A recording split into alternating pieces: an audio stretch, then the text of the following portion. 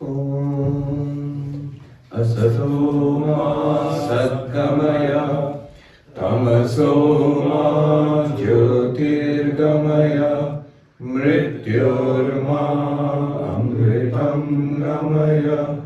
Om Shanti Shanti Shanti. Om, lead us from the unreal to the real. Lead us from darkness unto light. Lead us from death to immortality. Om, peace, peace, peace.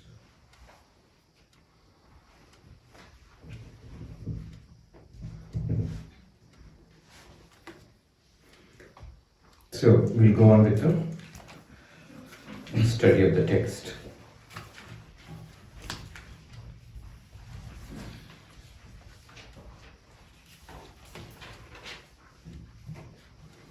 If there are two verses to be taken away from this book, it would be the first one and the 20th one. Asti Bhati Priya. This is a famous analysis. First one analyzes inside, Viveka inside. And second one analyzes outside. Here, anything, any experience can be analyzed into Asti Bhati Priya Nama Rupa. Asti is, in its real nature, Asti is Sat. Bhati is Chit.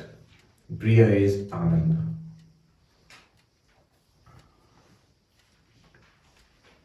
Abhyatrayam Brahmarupam Jagatrupam Tatodvayam. First three are Brahman and the last two are the world. Alright, so far is the teaching. Now, once one has got a grasp on the teaching, one should dwell on the teaching, should stay with the teaching, should stay with the understanding. And that can be done through nididhyasana, Vedantic meditation.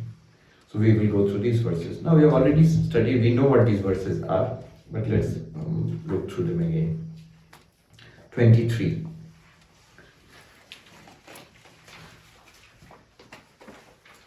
Actually. Upekshya nama rupe dve, Upekshya nama rupe dve, Satchidananda tatparaha, Satchidananda tatparaha, Samadhim sarvada kuryat, Samadhim sarvada kuryat, Hridayevathava bahihi, Hridayevathava bahihi. Having become indifferent to name and form and being devoted to Satchidananda, one should always practice concentration either within the heart or outside. So, in every experience, whatever we are seeing, there is Satchidananda or Asti Bhati Priya and Nama Rupa.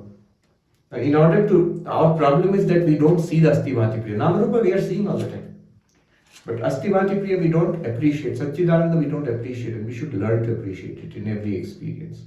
In good, bad, ugly, whatever experience. It is available. Brahman is available. Only the masks are different. Behind the mask, same reality is there. So we have to ignore the mask and look deeper. So how do you do that?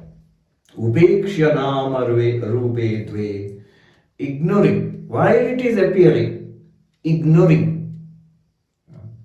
Attending to the isness, awareness, and not attending to the way it looks or the transaction or the name we give to it, the concept we have about it, that is Namarupa, or the use, that is Vyavahara. Not attending to that. In everything, from a particle of dust to mountains like this, same Satchidananda is there. So, Upekshya Nama Rupe Dve. Ignore whether it looks like a bracelet or a necklace or a ring. Notice that it is the gold, same gold. Stay with that. Our condition is like that little boy who worked in a jeweler's shop.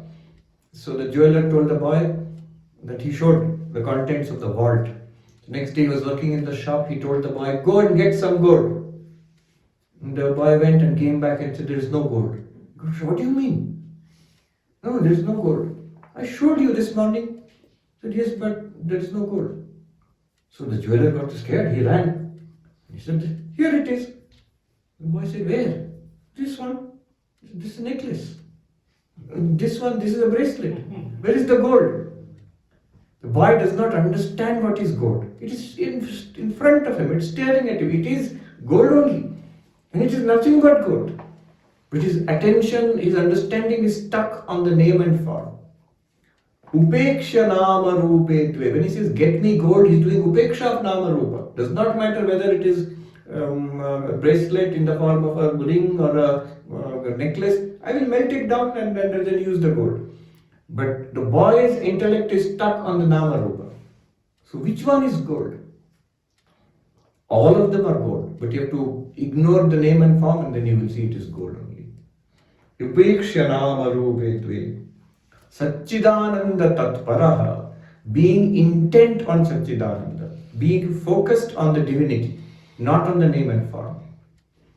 This I have seen, that's the uniqueness of saints. Highly advanced spiritual seekers, sadhakas, they see the divinity in us. They don't see the person.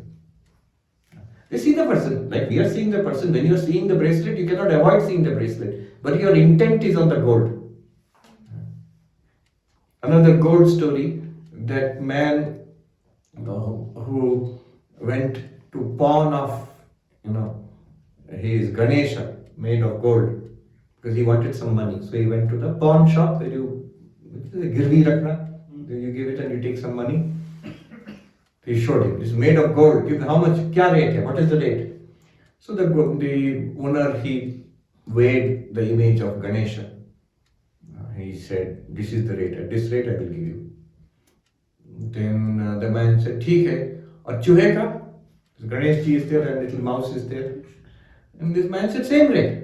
And this person who had come became very angry. Kya? Ganesh ji ka jo rate, chuha ka bhi wahi rate. You have no reverence at all. And then the shopkeeper said, अरे बाबू आपके लिए गणेश जी है चूहा है, हमारे लिए तो सोना ही है. He is doing upeksha nama rupe tve, gold tatpara. He is intent on the gold. The value is the gold. The weight is the gold. The value of the thing is the gold. The weight of the thing is the gold, not your name and form.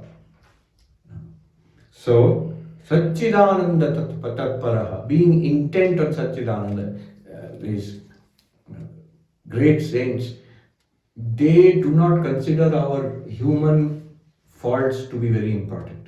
We feel very upset and sad because I have got this, I have done these sins, I am such a bad person, I have so many weaknesses.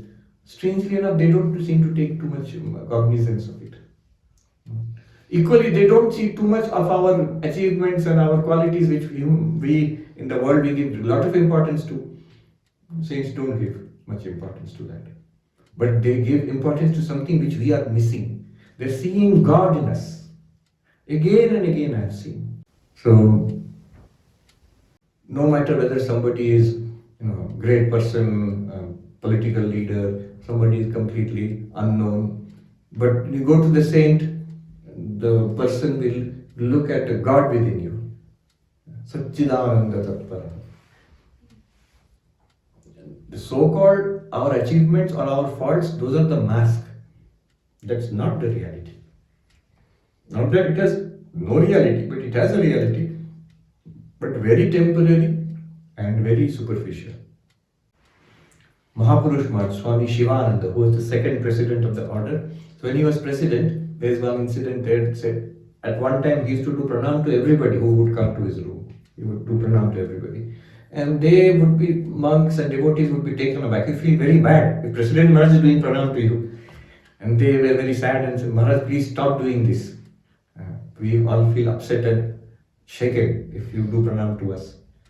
And he said, what can I do? When they come in front of me, I see the divinity, I see the Ishta Devata, their Ishta Devata, that Ishta Devata in front of me. How can I speak or give upadesh to Ishta Devata? I bow down to God in that form, then the divine form fades away and the human form comes in front.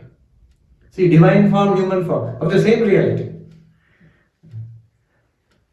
So they see the divinity in us. That's much more real to them than our so-called human problems, failings, weakness. Vivekananda would always see the divine in everybody.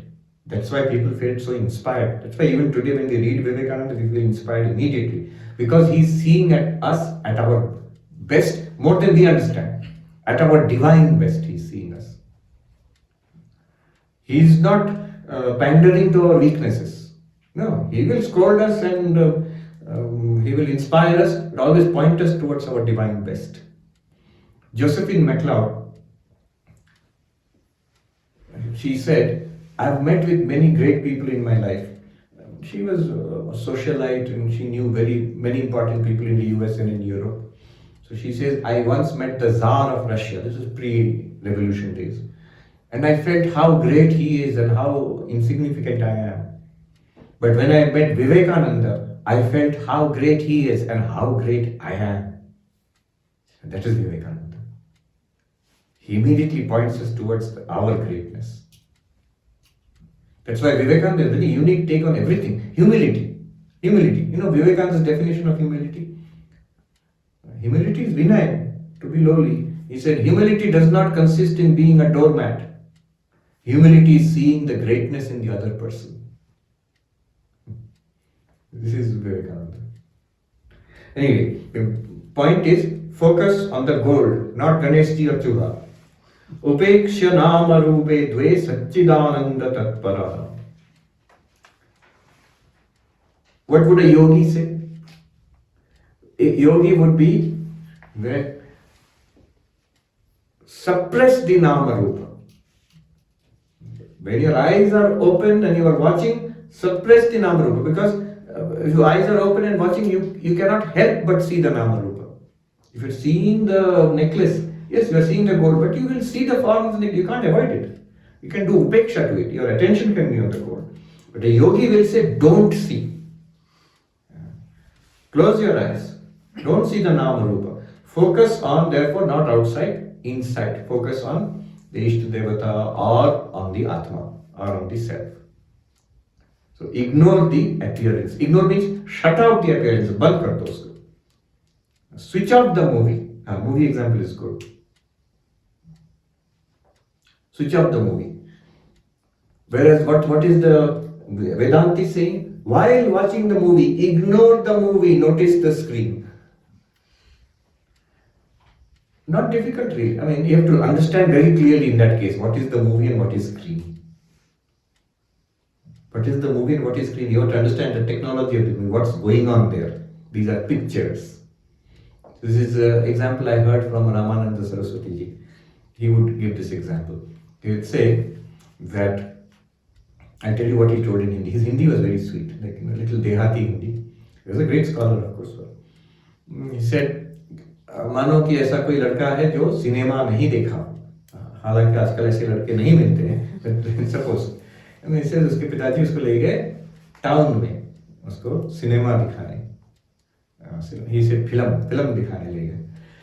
Then they entered the hall. The movie has already started. That's the thing. We are entering into life when the life has already started. If it started at Srishti, we could see God is creating this universe, we would be Gyanis, all of us. But we are in the middle of the movie, unfortunately. So when they enter into the movie hall, and the movie is playing, and the child becomes engrossed with watching the movie, just like us.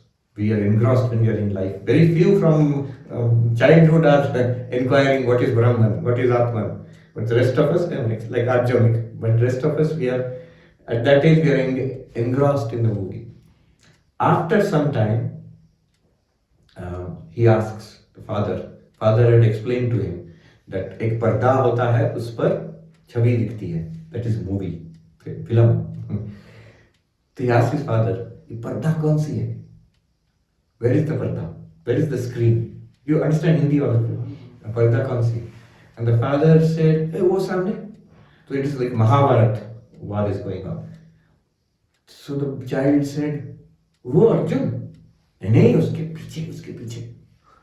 वो कृष्ण जी, उनसे पीछे. तो वो रथ है पर्दा. नहीं, वो उस सब को तुम ले लो, सब पर्दा है. ओ तो पर्दा यानी रथ और कृष्ण जी और अर्जुन, ये पर्दा होता है। ऐसा नहीं, वो सब हटा दो तब पर्दा है। तो आप सब हटा दो मतलब कुछ नहीं, तो पर्दा कुछ नहीं है। तो then the Ramananda Saraswati ji he said that, तो अब कैसे बालक को समझाए कि पर्दा कौन सी है, कि जहां आप दिखाओगे वहां तो छवि है। There is something there. How will you point out which is the parda? To discover the parda, what is the parda? Asti bhati priya.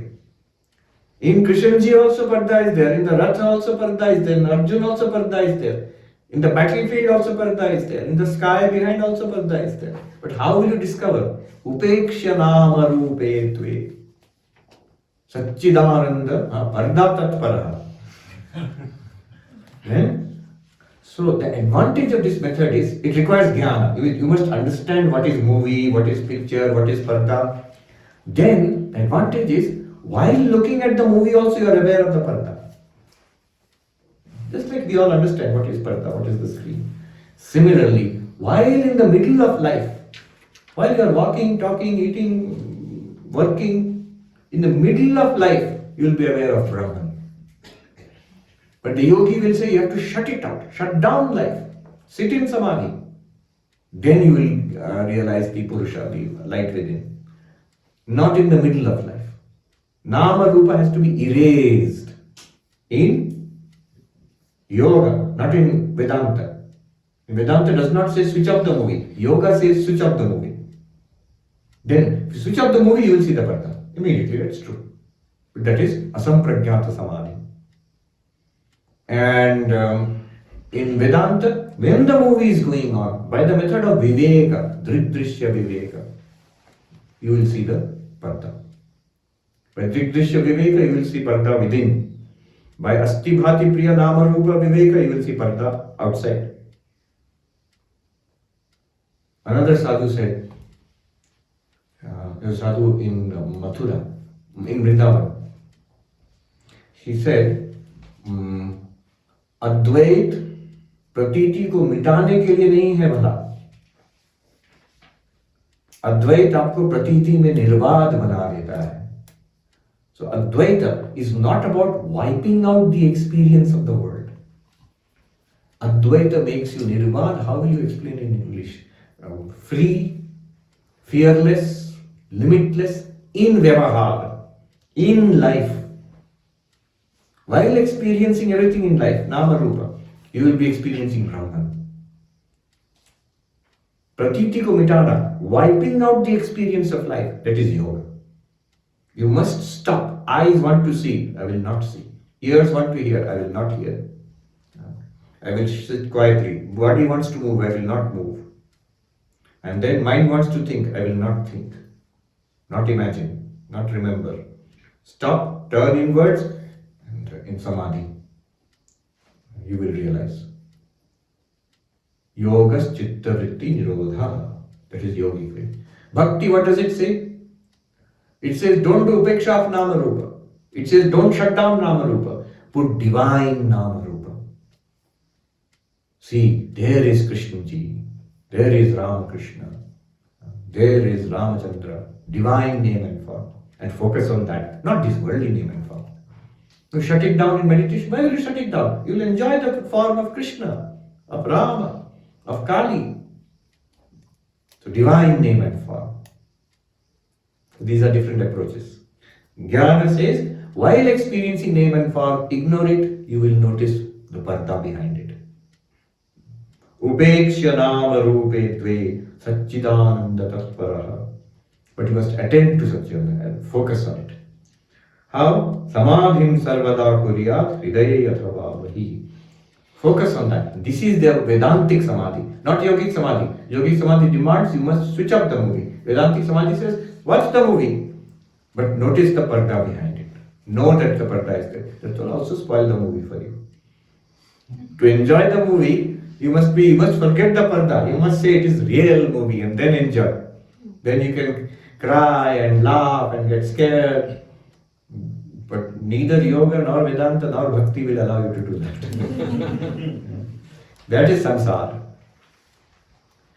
But this way of samsara, this kausha, how in the middle of samsara you can see God. That shloka, that Shiva Stotravali I recited for you. Dukkhani api sukhayante, visham api amritayate, mokshayate cha samsara, samarga shankara. This is the way of Shiva, where sorrows also become joy, where poison also becomes nectar, where samsara itself becomes the way to moksha. While watching, what is the way? You must see Brahman in everything. Or they will say, Kashmiri Shaivism will say, you must see the Shiva nature of everything. We also chant Brahmarpanam Brahmahavi Brahmagno Brahmanatam Brahmeyate Nagantavyam Brahma Karma Samadhina. In every action, if you notice Brahman, you will realize Brahman. How will you notice Brahman in every action? Upeksha nama rupetve Satchidananda Tattvara. If you see the commentary on this verse, 24th verse of chapter 4, you see Shankaracharya's commentary. Nata tatpadam tat brahma eva, nata agni tat brahma eva. Imagine havan is going on, agni is there, ghee is being offered, the spoon is called arpan. He said it's not arpana. Shankaracharya says what Krishna means is Brahmarpana means that spoon is Brahman. No, it's not a spoon, it is Brahman. Upeksha nama rupetve Satchidananda Tattva. It is not Agni, it is Brahman. The one who is offering is not a priest, it is Brahman. The ghee which is being offered, it's not ghee, it is Brahman. Not forcefully. You must see it. If a person does not understand what is the parda and then he keeps on saying, it is not Krishna, it is parda, it is not Arjuna, it is parda, it's not Rath, it's parda. First of all, the other movie goers will throw him out. No, you must understand. When you understand, it will be effortless. While seeing Krishna, you know it is Parda. While seeing Arjuna, you know it's Parda in the movie. While experiencing life, you know it is Satchidananda. Now, Samadhim Sarvada Kurya, then he gives two options. You can open your eyes, look at the word and do Samadhi there, or close your eyes inwardly, your inner first person experience in your Sukshma Sharira, in the mind, what he calls Linga Deha. There you can do Samadhi. Pick up something there and do Samadhi. How? Number 23.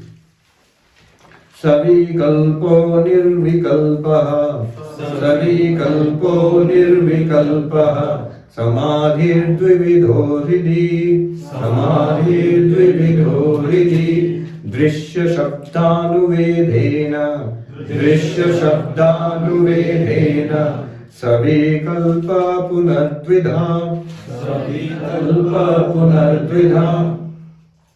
Now we know, this we have done already, that there are 6 techniques, 3 internal, 3 external.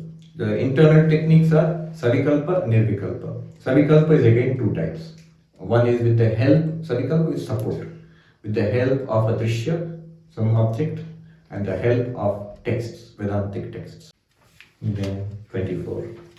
Kamadhya chittaga drishya Namadhya chittaga drishya Tat sakshittvena chetanam Tat sakshittvena chetanam Dhyaye drishyānuvidhoyam Dhyaye drishyānuvidhoyam Samadhi savikalpakaha Samadhi savikalpakaha Kamadhya chittaga drishya. Whatever comes in the mind, he says Kamadhya, desire, anger, hatred, or some neutral feeling, or some sublime idea, whatever comes in the mind, pick up one or more. And then what do? Tat sakshittvena chetanam. Notice, I am the sakshi for this one. The very fact that I am experiencing desire, anger, confusion proves to me that I am the Sakshi Chaitanya. If it is difficult, you can start outside also. The same one, the first verse, Rupam Drishyam Lochanam Drig. See, here is the white color. It is Rupam. It is being seen by the eyes. So first attend to the color. Next step, attend to the eyes. Attend means give your attention to the eyes. Feel it. Then close the eyes. Notice that opening and closing the eyes was noticed by the mind. Stay there, give attention to the mind. And then notice that all the thoughts are coming in awareness. I am that awareness. Tat sakshi tvena chetana. Tat sakshi means whatever, XYZ, whatever you take up, tat sakshi tvena chetana. If you lose the focus, again, whatever comes in your mind, this is the beauty of it. Losing the focus means what? Some intruding thought will come, a feeling will come. Use that again. Dhyaye drishyanuvidhoyam. Focus on this practice. This is supported by drishya. This is called samadhi savikalpaka. Internal savikalpaka samadhi with support of object. After some time, when you are steady, I am drashta, I am sakshi, steady. Asanga Satchidananda, Asanga Satchidananda, Swaprabho Dvaita Varjitaha, Swaprabho Dvaita Varjitaha, Asmiti Shabda Vidhoyam, Asmiti Shabda Vidhoyam, Samadhi Savikalpakaha, Samadhi Savikalpakaha. Asanga, I am unattached. This consciousness I am unattached. Satchidananda, I am, I shine, I am bliss. Swaprabha, I am self-luminous. I shine and illumine everything else. Dvaita Varjitaha, I am devoid of duality. Nothing else exists apart from me. Whatever is an appearance, nama rupa in me. Not a slogan. Jabardasti nahi. As a fact, see it as a fact. Isn't it? I am awareness, and everything else is appearing in awareness. These are all names and forms and activities in awareness. Dvaita Varjitaha, there is no countable second apart from me. Asanga asmi, Satchidananda asmi, Swaprabho asmi, Dvaita Varjita asmi, Shabda Vidhoyam Samadhi Savikalpaka. Second type of samadhi, internal samadhi, text supported by text. It could be any text. As I said, Mano buddhahankara chittani naham chidananda rupa shivoham. But you must notice it. It is true. As you stay with it, slowly an absorption will come. This will come up. This cannot come with effort. Only effort you can do. Drishya supported savikalpa samadhi. Then Shabda supported savikalpa samadhi. This is within our effort. Then just by attending to ourselves as unlimited consciousness, a kind of absorption will come. Swanubhuti rasa veshat, Swanubhuti rasa veshat, Drishya shabda upekshatu, Drishya shabda upekshatu, Nirvikalpa samadhisya, Nirvikalpa samadhisya, Nivata sthita deepavat, Nivata sthita deepavat. Nirvikalpa samadhi comes, it is that in which the mind becomes steady, like the unflickering flame of a light, kept in a place free from wind, and in which the student becomes indifferent to both objects and sounds. It's not sound, it's the Vedantic text which we are using as a support. On account of his complete absorption in the bliss of the realization of the self. Why this unflickering lamp is used? Because Sri Krishna used this as a metaphor for perfect meditation. So 6th chapter of Bhagavad Gita, there it says, Yatha Deepo Nivatastho Nengate Sopama Sprita. This is the example which is given. In a sheltered spot, there is no wind. The flame of the lamp is steady, does not flicker. Yogino yatachittasya yunjato yogamatmana. Using this example, yogi of subdued mind should practice concentration on the self. Then 27. External samadhi. Ridiva bahyadeshepi, Ridiva bahyadeshepi, Yasmin kasminscha vastuni, Yasmin kasminscha vastuni, Samadhiradya sanmatra, Samadhiradya sanmatra, Nama rupa prithak kritihi, Nama rupa prithak kritihi, The first kind of samadhi is possible with the help of any external object as it is with the help of an internal object. In that samadhi, the name and form are separated from what is pure existence, Brahman. So this we have seen yesterday. Then once you feel that isness, it is your isness. Don't think, oh, I am concentrating on the isness of the table. Not like that. It is your own isness. When you are concentrating on that, then come to 28. Akhandaikara samvastu, akhandaikara samvastu, Satchidananda Lakshanam, Satchidananda Lakshanam, Ityavichinna Chinteyam, Ityavichinna Chinteyam, Samadhi Madhyamo Bhavet, Samadhi Madhyamo Bhavet. So, Akhanda Ekarasam Vastu. What is Brahman? That I am. It is Akhanda, undivided. It is not interrupted by anything. If you look at the ocean, Akhanda Ekarasam Vastu. What is that? Water. Is it interrupted by anything? No. If the waves are there, waves are not interruptions of water. Before, outside the wave is water, this side of the wave is water, the top is water, bottom is water.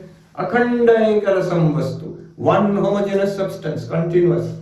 Similarly, that I am, that existence awareness, Akhanda Ekarasam Vastu. Khanda means Desha Kala Vastu Paricheda. Something limited in space, located in space. It is here, but it's not there. If you are here in Mayavati, you are not in Delhi. So you are Khanda, Parichinna, limited in space. Desha Parichinna. But if something is Akhanda, then it is here in Mayavati but also in Delhi and everywhere. All pervasive, Sarvapriyananda. If it is something which has a beginning and an end, this class has a beginning and an end. Our lives have a beginning and an end. Every product has a date of production and expiry. So beginning and an end, it is Parichinna, Khanda, in time. Kala Paricheda. But if something has no Khanda in time, then it has no beginning and end. It was there earlier, it is there now, it will be there later.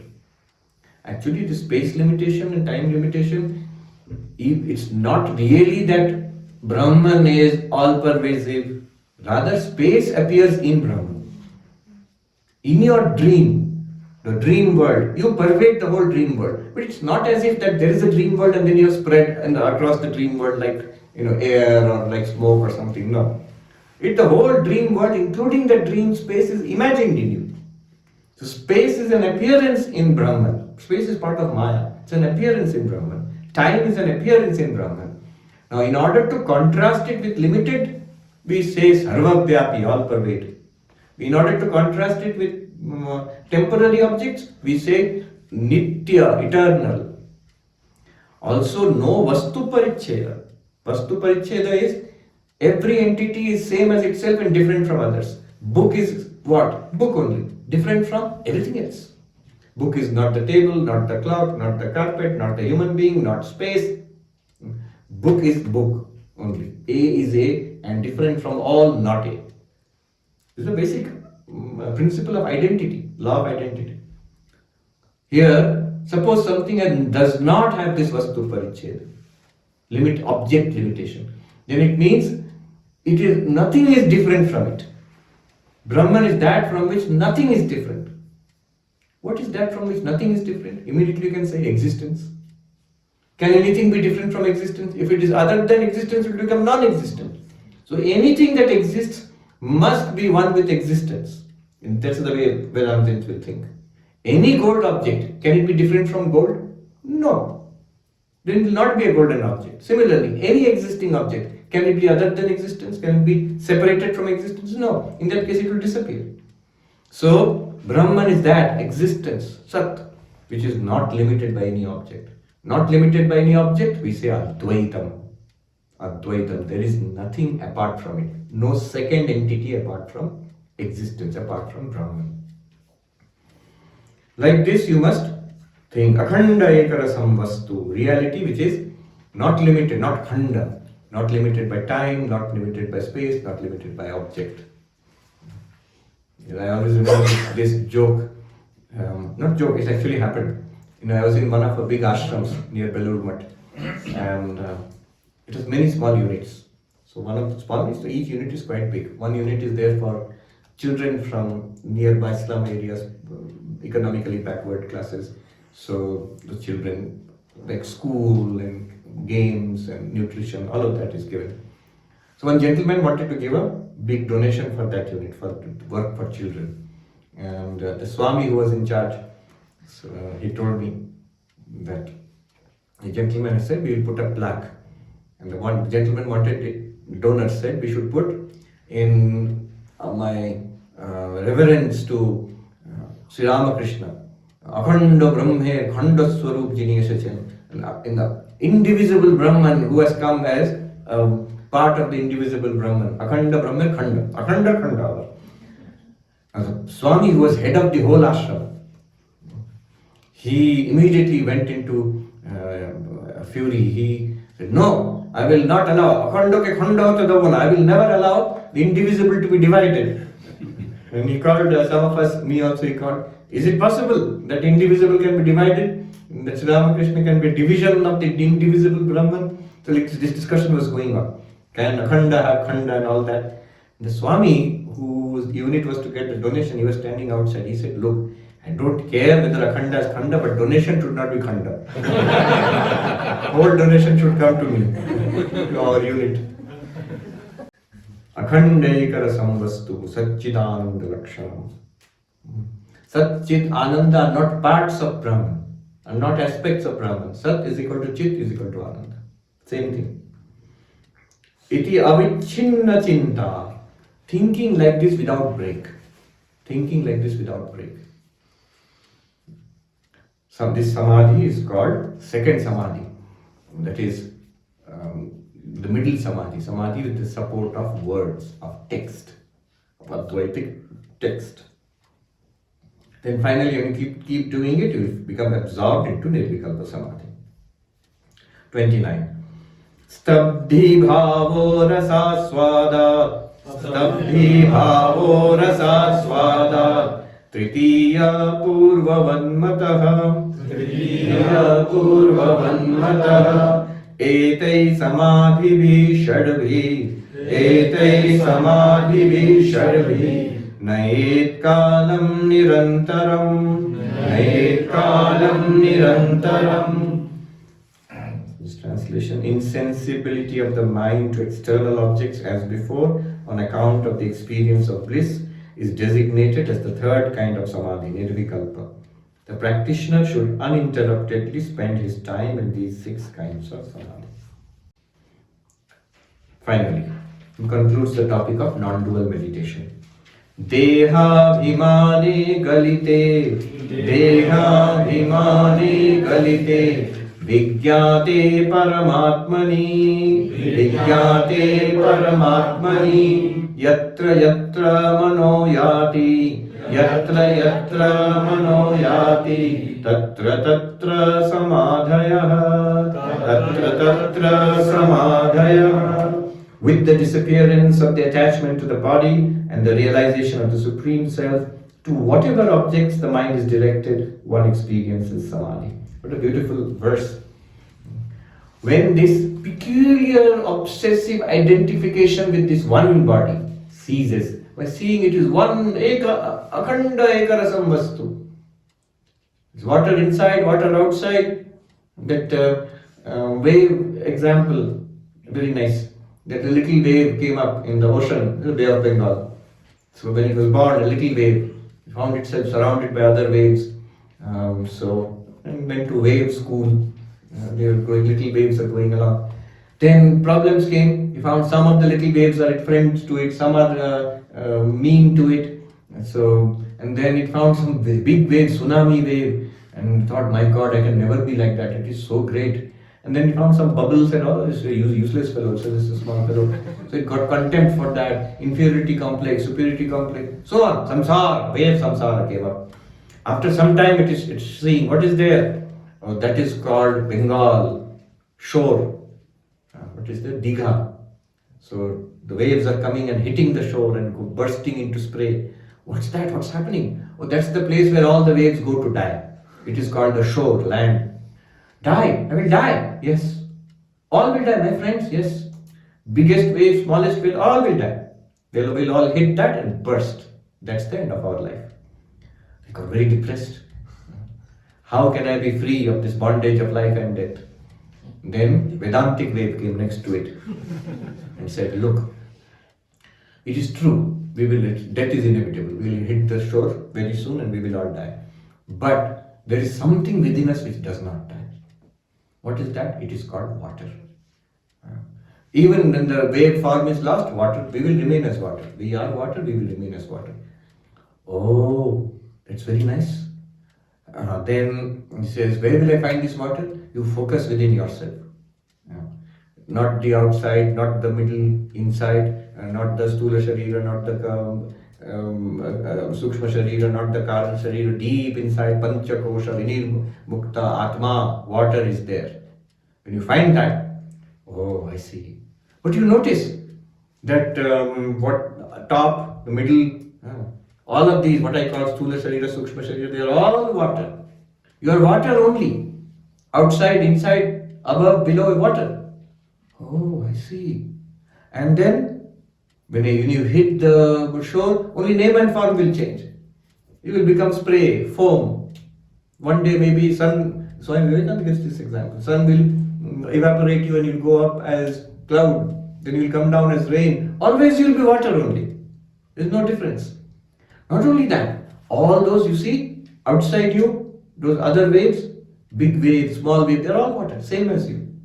Not only that, there is no differentiation between you and me and anybody else. Where is the boundary between you and me? That you are this much water, I am that much water. No, the boundary is also water.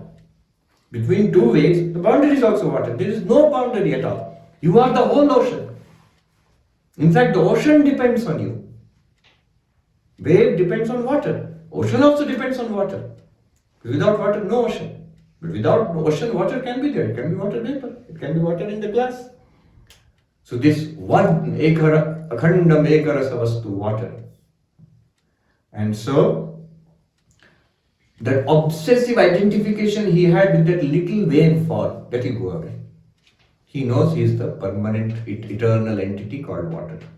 Then he is one in all waves and in all water bodies he is one. Similarly, we are this one existence consciousness bliss in all bodies.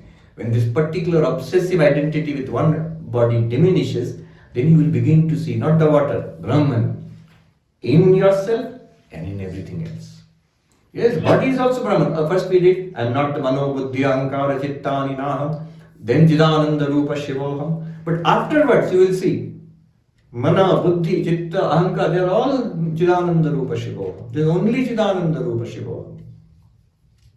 Yatra yatra mano yati tatra tatra samadhe. And then mind will continue to function, body will continue to function. But whatever experience you have, everywhere you will see, you will have the samadhi, you will realize Chidananda Rupa Shivoham.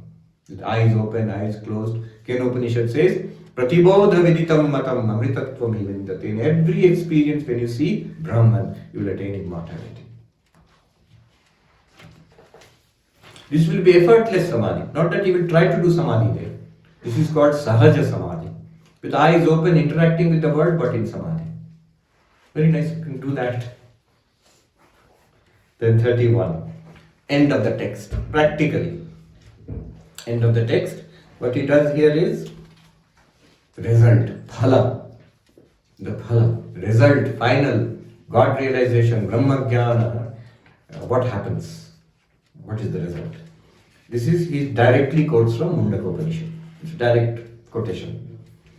Vidyate hridaya granthi, vidyate hridaya granthi, chidyante sarva samshayaha, chidyante sarva samshayaha, shiyante chasya karmani, shiyante chasya karmani, tasmin drishte paravare, tasmin drishte paravare. By beholding him who is high and low, the fetters of the heart are broken, all doubts are solved, and all his karmas, activities and their efforts wear away.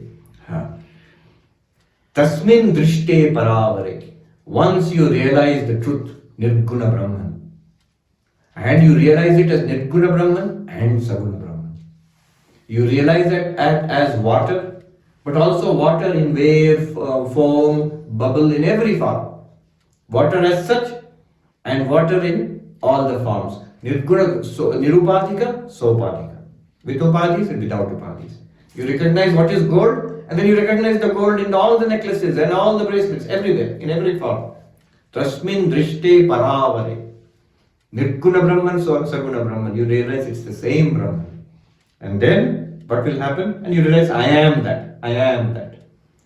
Vidyate Hridaya Granthi. First, actually, this is the condition of enlightenment. What is Hridaya Granthi? The knot of the heart. It's not a cardiac condition. The knots of the heart are cut, rent asunder. It's not like an operation, cardiac operation. It's that which we did very nicely, very forensically, it was pointed out. What is the connection of the Chidabhasa with Sakshi, with Ahankara, and with Deha? Chidabhasa, this consciousness which you are all feeling right now. What is its connection? With the ego or mind, or with the ego. What is the connection of the reflected face with the mirror? Natural, sahaja. How will you cut it? You have to get rid of the mirror, otherwise your reflected face will not go. As long as mind is functioning, ego is functioning, reflected consciousness will be there.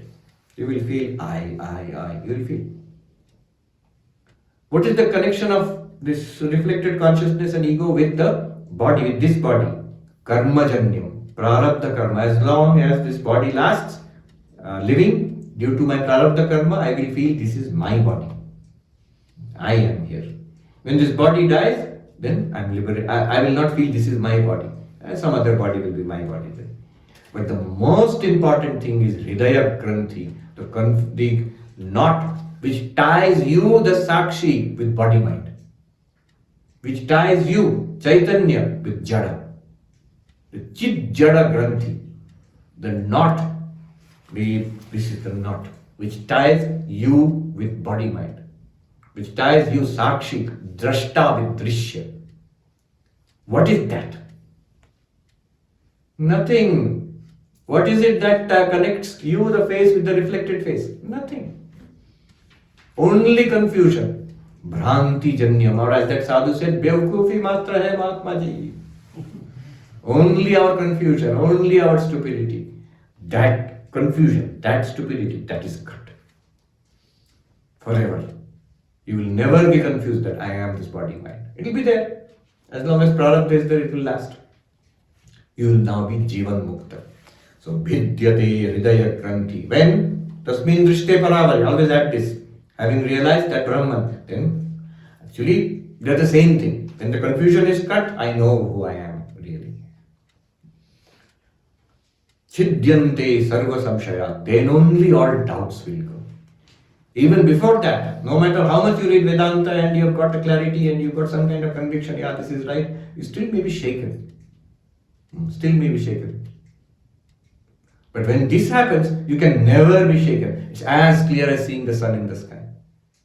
More than that. See, my identity with the body now, it's so clear. I don't have to do any theory or read about, body Vedanta. That I am body, I am Sarvapriyananda. Natural, instinctive, nobody has any doubt. I don't have any doubt that I am this one only. Such conviction will come, such clarity will come. More than that. You cannot be confused in waking, in dream also. Swapna of a deep sleep, of course, it's not possible. At no point you will be confused. Nobody can confuse you also. Again, that sadhu Ravan Saraswati told the story. So, a person who had never seen milk, but he had read about it. Somebody told him milk is white and cows give milk. Now, he can get confused. Another person told him, you are not wrong, your knowledge is incomplete. Milk is white, it's correct, but your knowledge is incomplete. Only white cow's milk is white, but black cow's milk is black, and red cow's milk is red. So this person thought, that sounds logical. Maybe I had read old edition. latest research might have shown this, it's correct. It sounds very logical also. So, he said, tagmaga jayega uska buddhi. You will get shaken. But one who knows milk, who has drunk the milk, that person knows, no matter you say red cow, black cow, whatever you say, green cow, pink cow, it is white only. I know that. Similarly, the person who has got a vastu upalabdhi, tasmin drishte paravare, all doubts will go away. Chidyante sarva samshaya. Chidyante sarva samshaya. And it's easy to catch whether a person is speaking from books and learning, or from his own confusion, or from some vague idea, or directly from realization. Another enlightened person can pick up easily. Sri Ramakrishna tells a funny story about somebody said to him, my uncle has one cowshed full of horses. Ek gwal ghoda ache. Which means that person does not know what is a cow and what is a cowshed and what is a horse. Has no idea at all. You cannot have a cowshed full of horses or a stable full of cows. Ek gwal ghoda ache. That person is totally confused. So similarly, Brahma Jnana, one sign is Sarva Chidyante Sarva Samshaya. There will be no more doubt. And such a person, when the person hears Vedanta, will say, exactly, it's like this. It's matching with his own experience. Latu Maharaj was attending classes with the sadhus, Swami Advaita Ashrama. He was an unlettered man, but Brahma Jnani. So Pandit was saying that Angushtamatram Purusha, Kathopanishad is there. In the heart, you can realize Brahman, Atman in the space, thumb-sized space within the heart. And Advaitanji got very excited. He said, Pandit Thik Bole che, Sudhir, he was telling to Shuddhanandaji. Pandit Thik Bole che, Pandit has said the right thing. It's like that, it's like that. He was so excited.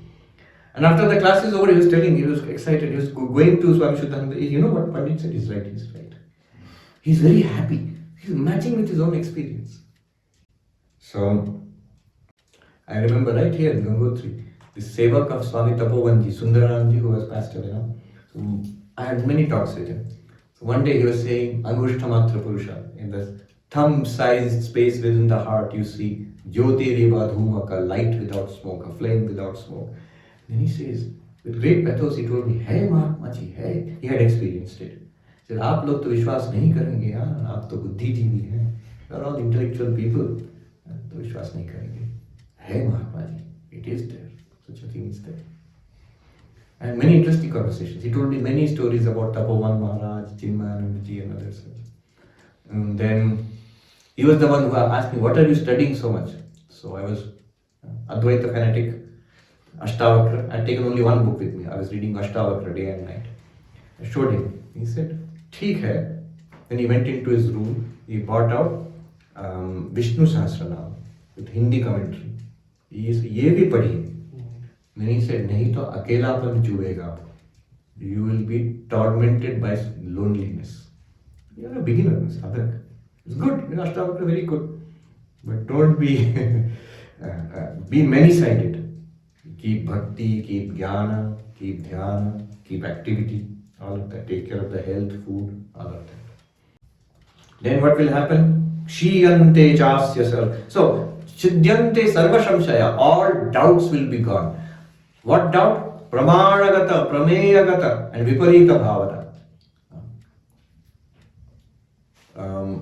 This asambhavana, viparita bhavana, all will be gone. Asambhavana means, I know the teaching, but it's impossible. I am this body. How can I be sakshi? So those doubts will be gone. That is asambhavana, impossibility doubt. No, it will be very clear. I am that. And viparita bhavana is contrary tendencies. Yes, I know, I understand, but my behavior is still the same. I still get angry, I still get scared, I get disturbed, I'm full of anxiety, fear for my future. All those will go. You'll become fearless. So all the doubts, chidyante sarva samshaya. How? Tasmin drishte paravare. The wave must see water. As such, I am that water. And everything else here is that water. Kshiyante chasya karmani. All the karmas will be destroyed. And here we discussed little finer details yesterday. Prarabdha karma, agami karma, sanchita karma. Agami karma, sanchita karma is burnt up by the realization, aham brahmasmi. Prarabdha karma will continue so that it supports this particular body until the exhaustion of this prarabdha karma. It's like the arrow which has been loosened, so it will fly until it hits the target. Other arrows you can throw away, because you don't need it anymore. You are Brahmagyani now. You have realized Brahmaivaham, not Datu Brahmavit.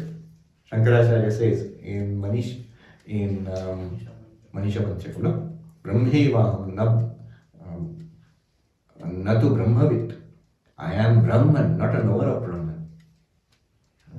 I am Brahman, not a knower of Brahman. Then you realize, then you don't need all these karmas. You don't need future lives. You have realized you are Brahman itself. And yesterday we discussed the deeper meaning of it. Not even that prarabdha karma is there. Never was there any karma for you. Karma leads to birth and rebirth. That birth and rebirth idea itself will be discarded, because you never were born. Brahman was never born. Brahman never died. Brahman never did any karma. Brahman never gets any result of karma. No sanchita karma, agami karma, prarabdha karma also. Yeah. And questions like how is the body surviving? That is from your side. From the Jnani side, there is no. It's Brahman only. It's Brahman only. It's like you realize the hero of the movie, it's actually screen. There's no hero. It's just a picture, screen. After realizing that it's a screen, it's the screen only, the hero is the screen, why still the hero has to suffer so much? Arey Baba, there is no hero and no suffering also. The screen alone is there. From the perspective of the screen, you still ask why the hero, why the remaining part of the movie is still there? Once you realize it's screen, the movie should stop. No, why will it stop? It is the glory of the screen to show the movie. We'll stop here. So 3 results. Ajnana will go, jnana will dawn. Vidyate hridaya granthi. Confusion will go, you'll be dispelled. Second, all doubts will go away forever. There will never be any doubt. One maybe have doubts about my world, this body mind also one may have doubt. About that I am Brahman, there will be no doubt. When Sri Ramakrishna was asked, have you seen God? He said, I have. As I see you more clearly than I see you. Then third result, karma phala kshaya, karma kshaya. This karma kshaya is moksha. One idea of samsara in Hinduism, Buddhism or Jainism, Sikhism is the Janma Mrityu Chakra. Why is the Janma Mrityu Chakra there? What is the fuel for it? The fuel is karma. If the fuel is exhausted, no more Janma Mrityu Chakra. You are released forever. So that is moksha. Another name for moksha is Ajnana Nasha. Your Swarupa is moksha. You are moksha itself. So when the cloud of ignorance goes away, you realize you are moksha. Doubt goes away, you realize your moksha swarupa. Good. Right in time. In the evening, we will discuss the remaining verses are there. The book is, as you can see, it's complete because the result has been mentioned. After the result, book should not continue. But this book is a little abrupt. Normally, such books start with the Mangalacharan. No Mangalacharan is there here. And then the end is indicated, but no end has been indicated. Then there are remaining, I think, 15 verses, 14 verses, up to 46 it's there. What is there? I will give a brief outline in the evening. If there are any questions, we can take. We have got some time.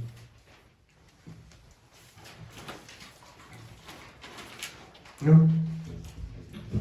Yes. You mentioned in your experience with that saint in the mountains, when he gave you the Vishnu Sahasranam,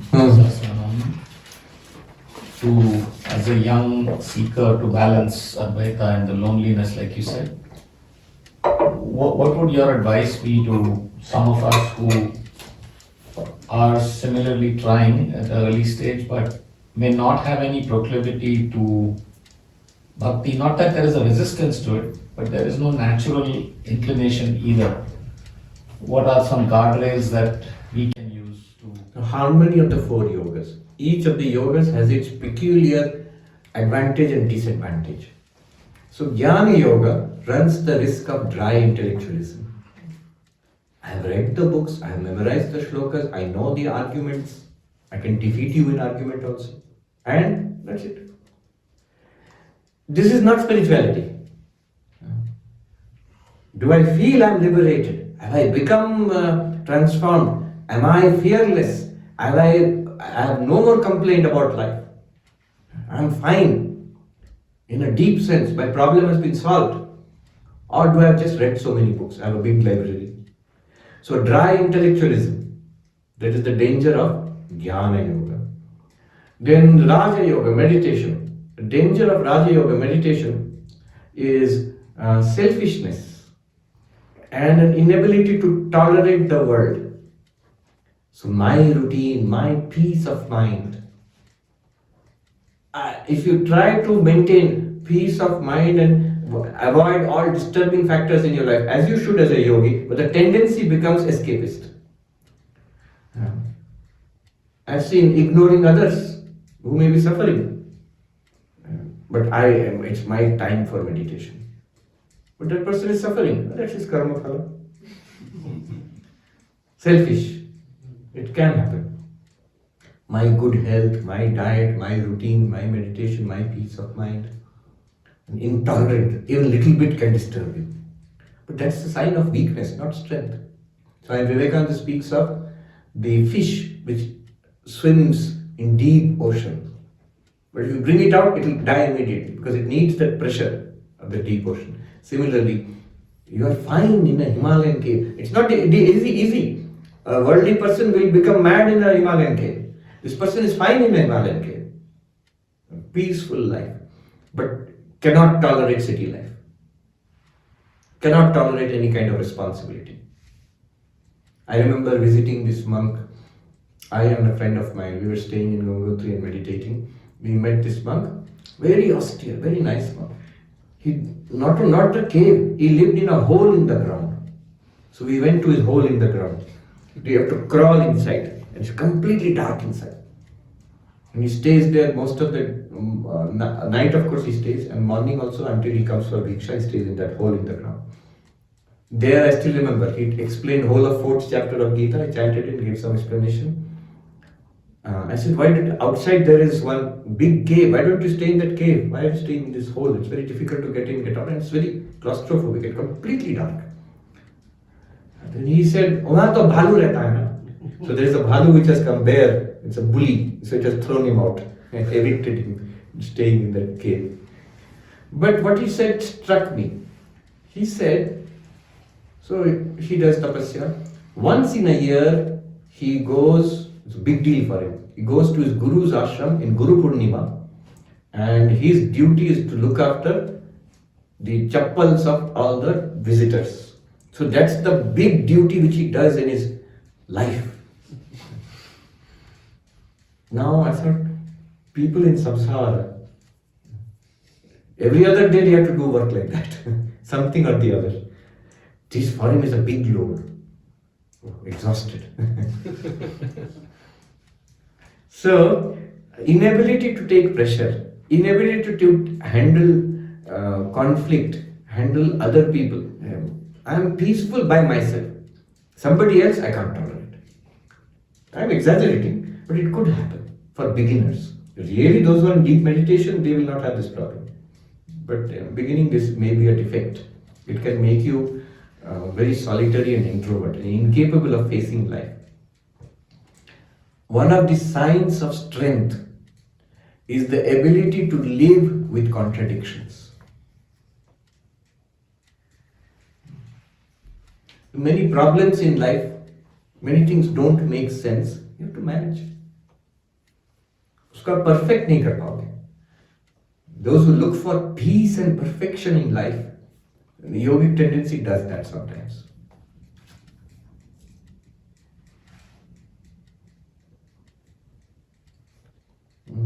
This definition of strength, I'll tell you where I got it. We have a Swami who was the head of a college. So one day he said, today I signed the leave petitions of 2 of my teachers who were going to Supreme Court to fight a case against me. So there was in those communist days in Bengal, so they were trying to capture the college from the Ramakrishna mission. So to throw out the monastic principle. So they put a case in High Court. They lost, but the case was referred to Supreme Court. Now the teachers were fighting the case to remove the Maharaj. The Maharaj is principal, so to go, they need leave for fighting the case. Please get us leave. And then I said, what did you do? So I signed, it's all right. And then he said, I've come to this understanding that life will be like this, full of contradictions. You have to live with contradictions peacefully. He said, this is my idea of strength. I said, what a wonderful definition.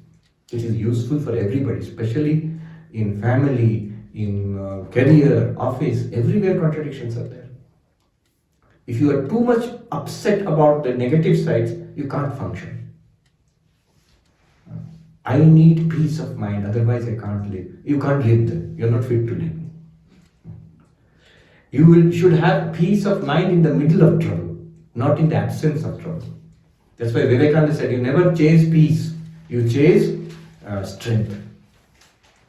Only the strong can have peace. So anyway, the defect of path of yoga is sensitivity, then selfishness, inability to take load or pressure. Sometimes this is all preliminary. And the defect of bhakti yoga can be sentimentality. At anything, tears are coming to the eyes. It's weakness of nerves. It's not bhakti. Tears for God are very rare.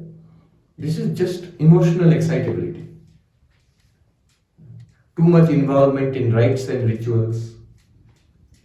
Especially Hindus. You will see, puja room is a museum of all deities. Wherever they have gone to, whichever temple, one picture or idol they have got. Now they have decorated the room with all the deities from across Bharatvarsha. Now, I have to do a little worship for everyone, attention. Otherwise something bad will happen. This is weakness. God is not there to do something bad to you. This is weakness of mind. God is there to help you only. This is sentimentality. Sometimes bhakti can lead to this. Too much involvement in rites, rituals, too much sentimentality. I am depending all for everything on Thakur. But then why the but is coming? Very unhappy. If you're depending for everything on God, you can never be unhappy. You should be free and light as a bird. So this is bhakti, problem with bhakti. These are the problems. And then karma yoga problem is busyness. Because karma yoga is something which is always productive of good to society. You're running a school, a hostel, a hospital, what not. And you're day and night busy with it. And people are praising you also. Because karma yoga is the only one which has contact with the public. Your meditation, your atma vichara, your bhakti, all are private. It's your business. But karma yoga, you're involved with society. And society will praise you, definitely. But it becomes busyness. It becomes social service, not spirituality. So these are the defects. To save yourself from these defects, Swami Vivekananda has said actually, to balance and equipoise, we need the 4 yogas. Bhakti, yoga, jnana and karma. So the main guardrail is the 4 yogas. Too much extroverted, it will be pulled back. And this is time for meditation. Selfishness, it will be pushed out. Your responsibility is to do this. You will do it. Whether it disturbs your peace of mind or not does not matter. You have to do it. Sentimentality is balanced by reason, Viveka. Intellectuality is sweetened by bhakti. 4 yogas, very good guardrail. That's what that sadhu told me. Ashtavar, he did not deny. I said, all right.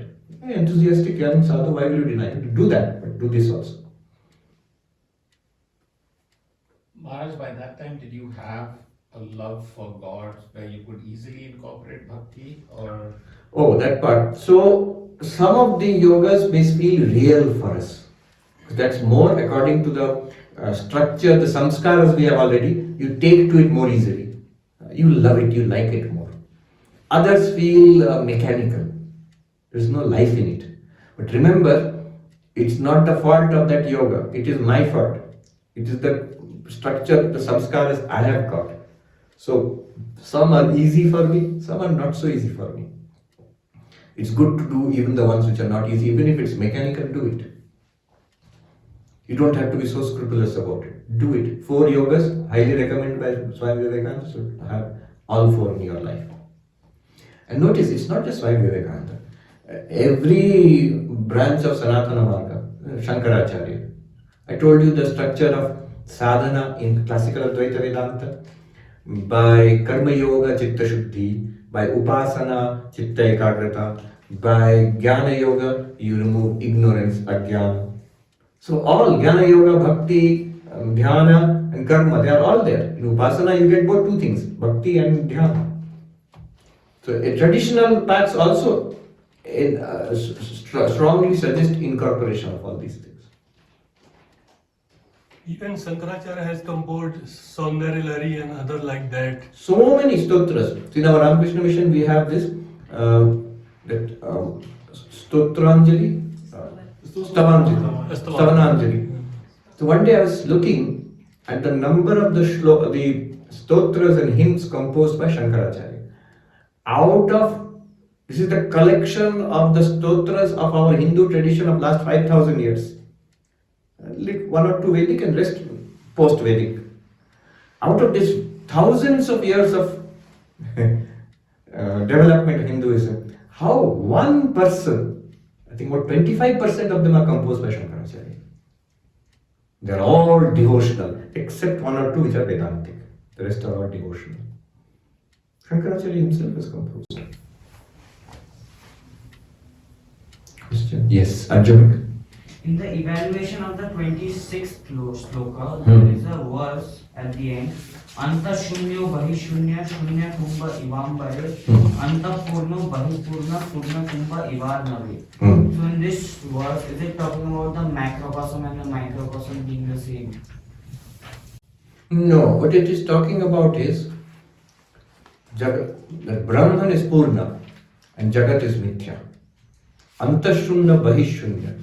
Inside, what is there? If you attend to thoughts and feelings, they are all names and forms. Outside, what is there? If you attend to the word, it's all names and forms. Antashunya Bahishunya. There is no reality inside, outside. Ivambare, as in the sky. If you take a pot, inside is sky, outside is sky. Antashunya Bahishunya. There is no reality inside, outside. It's all names and forms, Maya. No substance. But if you look at Brahman, if you immerse that kumbha in that pot in an ocean, Arnava is ocean, then inside will be full of water, outside will be full of water. Antapurna, Bahipurna. Brahman, Satchidananda, inside is Satchidananda, outside is Satchidananda. And in fact, that border of inside outside is also Satchidananda. At least that's how I understand it. Maharaj, you said some of the saints realized Brahman in their heart as Angusht Matram. So how can the limitless be experienced as limited one? Upadhi. So the space within the heart is Angushta Matram. There's a space, you visualize, in that space there is a light. And that light is Sakshi. But that's just for the help to anchor our mind there. Definitely Sakshi is like that, but Sakshi is everything else also. Sakshi, Chaitanya, in that only everything is appearing. So it's not just limited there, but it's a great help for meditation. And it's not just artificial. People have realized it there. The heart is supposed to be a good location for meditation. See, meditation means focus. If mind is not focused, the teachers will tell us, think about God, think about God. You're supposed to think about God all the time, but that's impossible. So at least sometime, some place. So they will say, Desha Kala Vastu Bandha, lock, space lock, time lock, object lock. Space lock, this space, my mind will be in this space only, will not go outside. I will feel I am here only. My attention is here. This is space lock. Time lock, from now to the next 15 minutes or 30 minutes, here. So I have locked my attention in this space only, space lock, and in this time only, from now to next 15 minutes. Object lock, it will think in this space, the heart will think of myself as a light. Jyoti Riva, Adhumaka, light without smoke, flame without smoke. Or it will think of Sri Krishna, Om Namo Bhagavate Vasudevaya. That will be the Shabda and the form will be Krishna, or Om Namah Shivaya. It will be the mantra and the form will be Shiva. That is Vastu Bandha, that is object lock. This is how meditation works. And there if you say Angushtamatra Purusha, very good. That's the best way to meditate then. But it is not just a technique, because sadhakas have realized in that way. So which is the better place, heart or the forehead? Heart. We know the story of Swami Vivekananda ji, who disciple of Holy Masharada, Holy Mother. He used to meditate here. Then he got a terrible headache and his health also was very poor.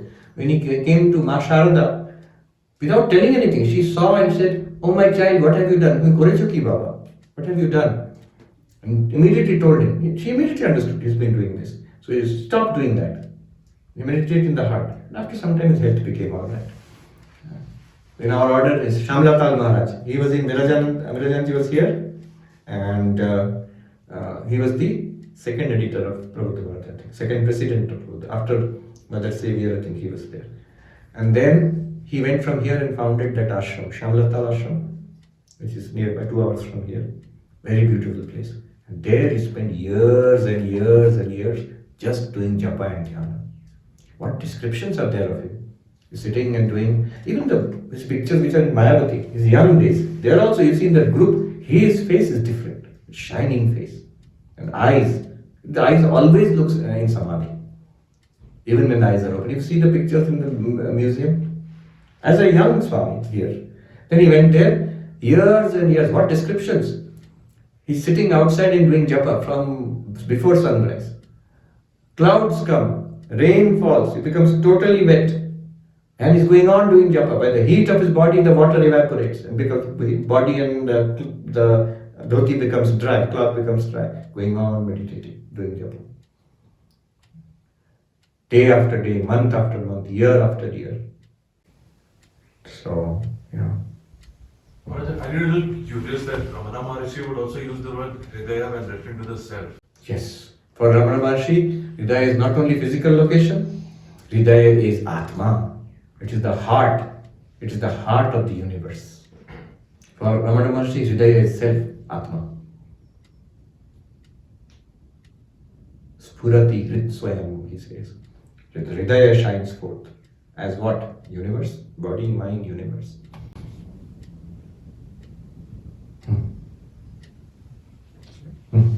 Maharaj, the question is on right action. I know it's related to the Gita, but perhaps you can shed some light based on the last 3 days, which is with all the practice and diligence of everything you've taught us to practice and even reflect, when one has to act, the confusion in terms of decision A or B creates a lot of stress, anxiety, because you don't know what the right action is and you're evaluating between two.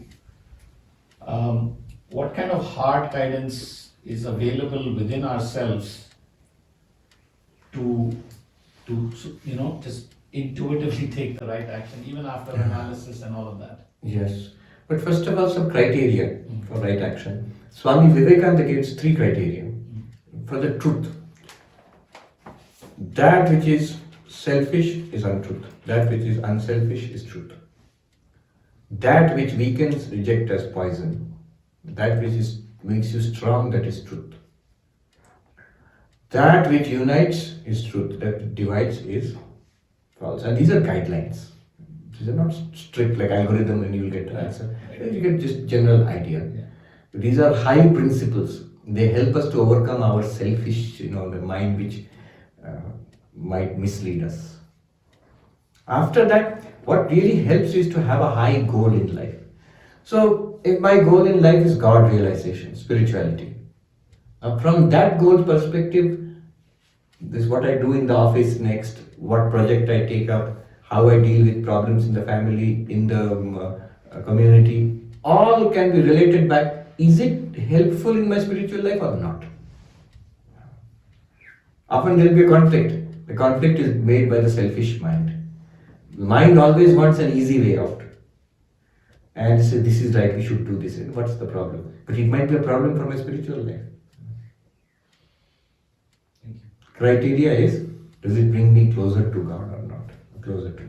And then again, I mean, it may not be a very clear outcome. One has to do the best one can. A lot of it, do the best one can, a lot of it is determined by our prarabdha karma. We don't have too much freedom. Yes. I have follow-up after this kind of thing. So I live in an area where I do not have access to classes in person. So I've been trying to use your videos as a way to do structured learning. Can you just list out in what sequence? Because you have got Aprokshanubhuti, you have got Vedanta Sara, you have got Mandukya, Yes. Mundaka, Gita. Yes. A lot of these sections are there. If you want to What sequence? use can the material which I have put out there, then I would say take up Gita. Okay. And Gita study can go on, whether with the help of the lectures which I have given or other books. A very lucid modern interpretation of Gita is given by Swami Ranganathananda, 3 volumes. Okay. Then, as far as Advaita Vedanta study goes, Jnana Yoga, Yeah. the way I approach it is a little different from the traditional approach. The traditional approach is they will give you a book like Vedanta Sara, which is a book of definitions. Yeah. So at this stage, I would recommend you take up Vedanta Sara. So it will give clarity. At least what is mind, what is intellect, what is ego, what is Maya, what is Brahman, what are the Devatas, what is Shravana, Manana, Nidhyasana, precise definitions are given. What is it? So Vedanta Sara at this stage. Normally when we learn Vedanta as novices in our training as brahmacharis, first thing that is given to us is Vedanta Sara. It is composed by Sadananda Yogendra about 600 years ago, Vedanta Sara. Same Swami Nikhilanji has translated. Very nice English translation is available. It might be available here in the bookstore, maybe, I don't know. No, Not there. but I bought it elsewhere already. So, and the whole thing is the classes are there online. Yeah. So you can take that up. The reason I don't start with it, I start with this book, is because this is very exciting. I said this is a happening book. From the very first shloka itself, Rupam Drishyam Lochanam, it gives you some intellectual food, it gives us some direction in practice and directly points to the truth. Take it step by Rupam, Lochanam, Dhi, Sakshi. Yeah? Get enlightened, get a feeling I am Sakshi, is done. Siddhananda Rupa Shivoham. So it's very nice. But without your thought clarifications, it was not easy on YouTube with me.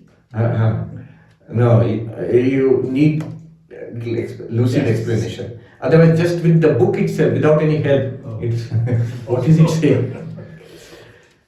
And then I follow up with the second book, Aparokshanubhuti, which is a more fleshed out, detailed introduction to Advaita Vedanta. Then I give Vedanta Sara.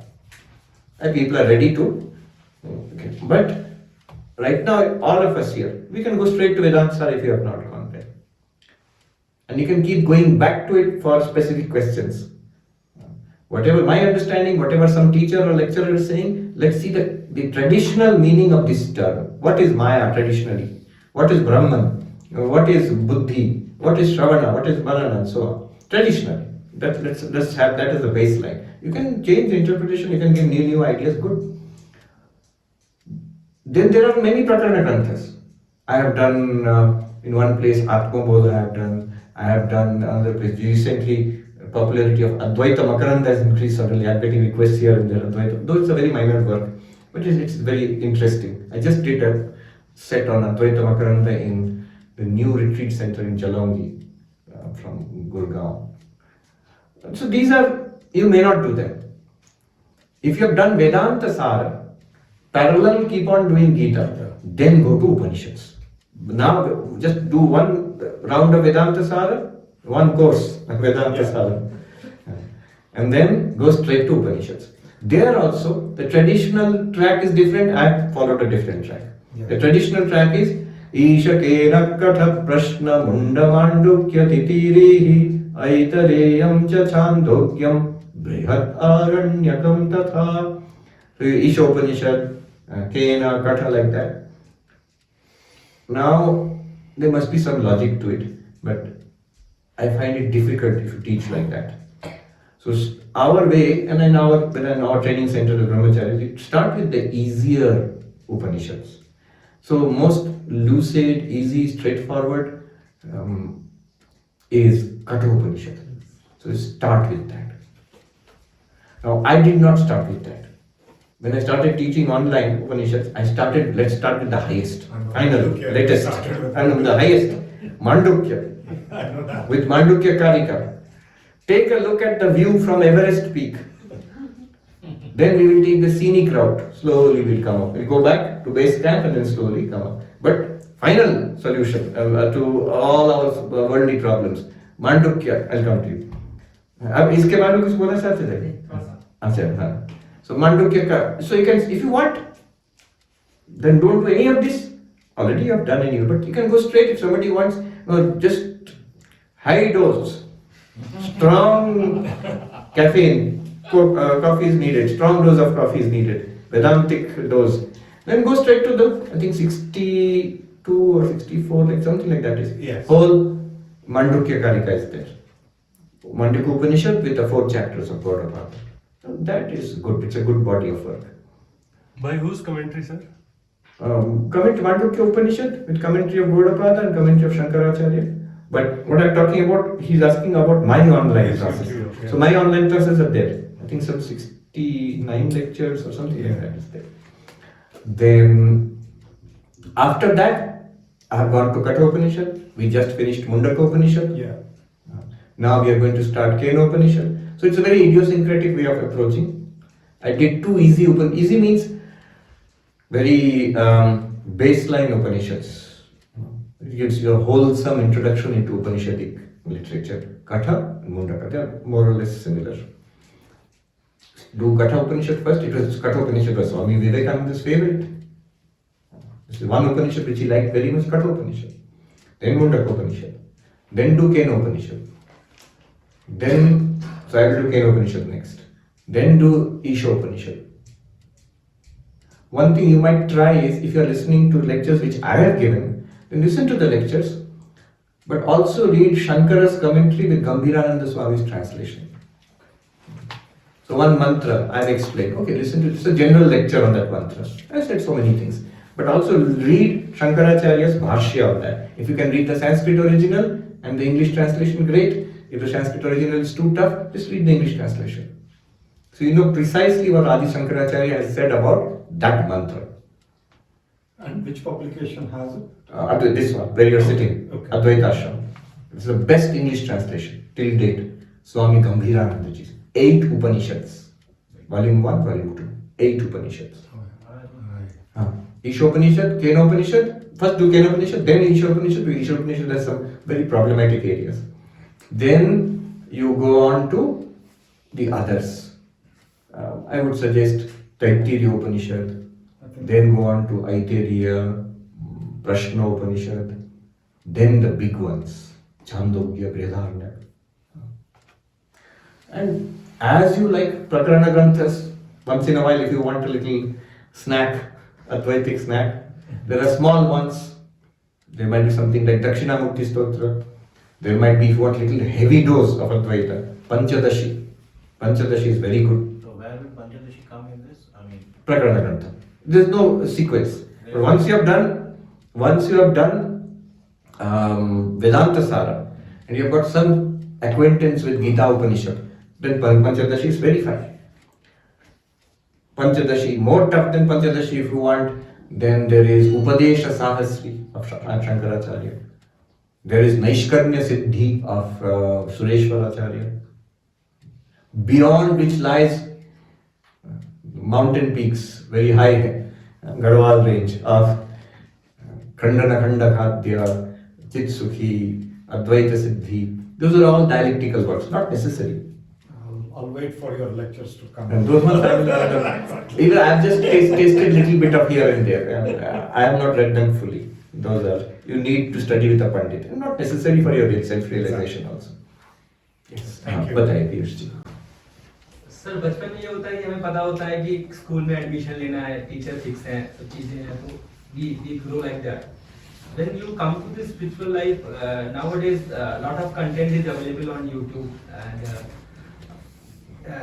Teacher ढूंढने जरूरी है या ये YouTube content, because even at the doctors you can say जब भी आप किसी doctor को विजिट करते हैं, यू फाइंड दैट अपना गूगल ज्ञान और यूट्यूब का ज्ञान लेके ना आया। That is true. So that's why, yeah. So if you can find a teacher and do some systematic study preliminary, after that you can pick up by yourself. That's best. That's how we have also learned. In our training center, all the brahmacharis, 2 years we have trained thoroughly. So we have got a basis. After that I've gone to many teachers, many pandits. So not one teacher, I went to many teachers. And so my gyan, whatever I've got, is from teachers. More than one. And systematically done. And my own reading. And my own little effort. So that's how I've got. Not Google Gyan and now next Google Gyan and or YouTube Gyan, more than that is coming AI Gyan. AI will tell you everything now. मेरा question ये sir कि you have to search for guru or this YouTube ज्ञान, because lot of contents are nowadays available on. True. So as I said, if you just hold on to Vedanta, there's nothing like this. I mean, in my humble opinion, like Advaita Vedanta. So if you hold on to this, and here the syllabus is clear. Upanishad, Gita, little bit of Brahma Sutra, Chatusutri, at least 4 sutras, and a few Prakaran Granthas. Done. उसके बाद आप पढ़िए the modern ones. See, best introduction is through Swami Vivekananda's 4 yogas: Jnana Yoga, Bhakti Yoga, Karma Yoga, Raja Yoga. The reason is very modern presentation, very powerful presentation, and inspiring presentation. पढ़ते तो हम लोग बहुत हैं, करने के समय में कम पढ़ जाते हैं. So you need inspiration for that. So Vivekananda gives us that inspiration. पढ़ने से लगेगा कि हमको करना चाहिए. That power is there. ठीक है. ओम शांति शांति शांति. हरि ओम तत्सत्. श्री रामकृष्ण अर्पणमस्तु.